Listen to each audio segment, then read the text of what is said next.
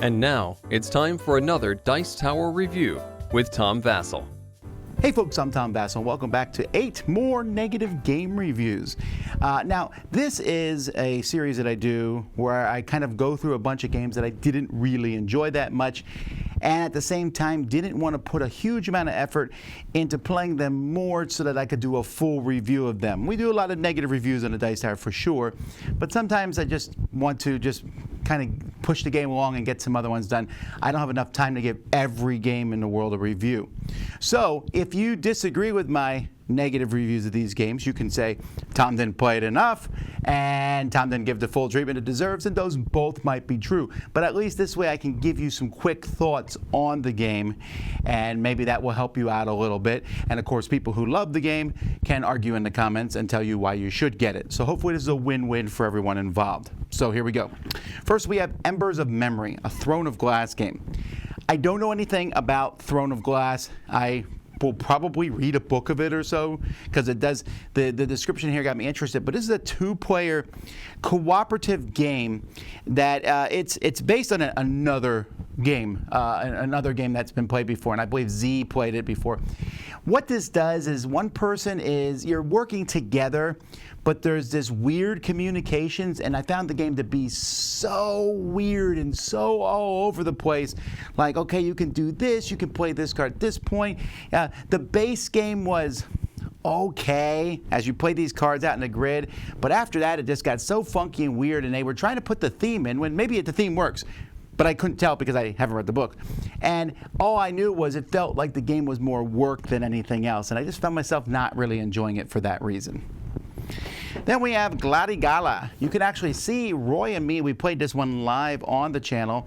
This is a two-player game in which it had some cool magnetic boards. You put the pieces on, and that's the way your stuff moves. But it's this gladiator combat game that's just so slow. You slowly move out there. You slowly, take some turns, and it's chess-like, but without the, I just didn't find it nearly as fun as chess. You're trying to outthink your opponent, and it's cool, and the components are really nice, but I just don't think this one is worth my time, really. It just didn't feel that exciting. Then we have Europa Base Alpha. Now, I like a lot of the games that Garrett Herder does, and in this case, I just didn't enjoy this one. In this one, you have these cards that you are going to be building by rolling dice, Yahtzee style. And if you succeed, you get points, and if you don't, you fail. And cards will give you bonuses and things. And it sounds like a really good concept, and I think the concept is good, but it honestly was just so crazy lucky. Also, components aren't very good. I mean, the dice are fine, but the rest of it's really boring looking. But at the end of the day, it just was so lucky. And I get that there's luck-based games out there, but this one went overboard for my tastes. This next one I had really high hopes for, Darwin's Choice. I saw people playing it, and the concept of this one is fantastic. I mean, it has these cards that are body parts, and you put them together and make this weird-looking creature, a tiger, shark, and stuff. I love that. And then you're fighting over different areas on the board with your different creatures, which is cool. But at the end of the day, it's a slow game, but it doesn't feel like there's a ton of things going on over the course of the game. You spend this time building up your creature, and then you kind of compare creatures at different locations. But sometimes, if someone has a good creature, and you just get the right cards and put the right creature together, you can't beat that person. It didn't feel like there was any depth or strategy, but the rules and everything else, and which weren't really well written, by the way, the rules don't feel like they come up to the level of what the game looks like it could achieve. So, cool looking game, cool idea. The game needs to evolve to match that, if you'll pardon the bad pun. All right. Smog Riders Showdown. This is a 2 to 4 player card game where you have a team of characters and you run around a city and fight each other. Looked like a fun idea. It looked like chibi artwork, and there's a bigger game based on this, which I have not played yet. But if there's a bigger game based on it, they just randomly, this one you just run around, attack, do stuff, and use your special abilities, which sounds like a typical game of this matter, and this one just fell apart. It was so bad, so boring. Ran the characters around, did not enjoy Smog Riders Showdown at all. Then we have Spring on a String. Now, Spring on a String is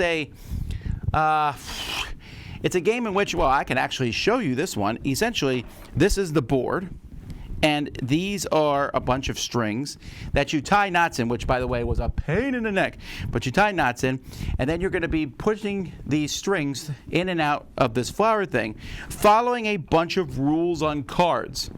Now, what happens here, there's a bunch of rules, so you sit there and say, I need to score some points this turn, so I'm going to move this string. Okay, can't do that, I want to do that, can't do that, I want to do that, oh, what?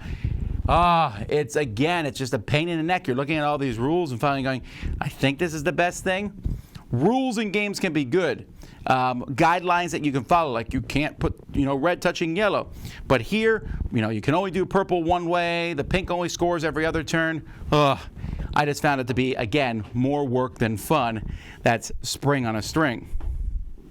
Then we have La Stanza. This one here is from Quinnen Games, and I often really like Quinnen Games stuff. They make some great things, and I love the idea of this one. In the Renaissance, you're competing to have these different patrons, but what this game does is it has this big track in which you move around to put tiles in different areas and take the actions of those tiles. Again, this is a game where I felt like there was consistent, I have to work to do something, I have to work to get this. There's very few points in the game. It doesn't look that great, honestly. And that whole thing about moving around the track, which is really cool, doesn't offer you a lot of good choices. Add to that this constant, I don't have any money in this game. This constant, if one person gets ahead, it's really hard to catch up. There's just a lot of problems with this game. I found it to be forgettable, boring, and not fun to play. And finally, the last one we're talking about today was one of my most anticipated games going in. I was super excited about this one, and that's Fuji Koro. Now, this is a game that just disappointed me on many different levels because there were so many cool things about the game. First of all, the game has an Asian dungeon crawl theme where you're fighting against Asian dragons and stuff, and I really like that concept. And the components for the game are, well, decent. Even though they have these weird hexes that have a hard time, they just don't fit together the way I'd want them to, but they're fine. They don't look that great. And then it had this idea of weapons that you build out of a bunch of cubes, almost Minecraft style. In fact, if you look at the box, you'll see those weapons look like that. They have this, or the armor that they're wearing looks like it's made of a bunch of blocks. That's really cool. But in the game, it doesn't mean anything.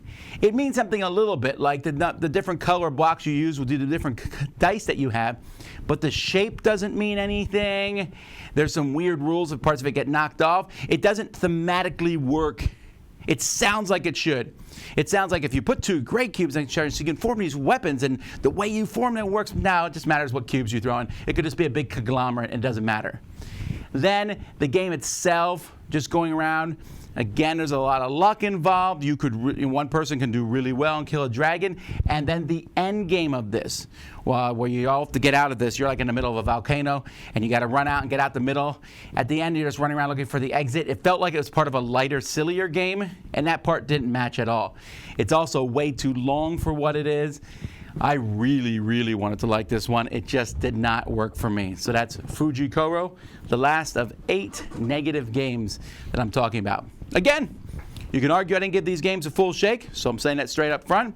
And you might love these games, and I hope you do, because I hope everybody loves some game somewhere, because people made them. I'm Tom Vasel, and you've been watching 8 Negative Reviews on the Dice Tower.